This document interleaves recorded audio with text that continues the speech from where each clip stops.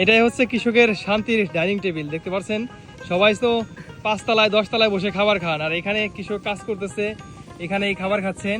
কি আছে খাবার ভাই আজকে প্লেটে? পটল ভাজি আর হলো মাছ তরকারি না? পটল ভাজি মাছ তরকারি দিয়ে সবাই খাচ্ছেন। দেখতে পাচ্ছেন এক সিরিয়ালে সবাই এখানে কেউ বস্তায় বসে, কেউ মাটিতে বসে খাবার খাচ্ছেন।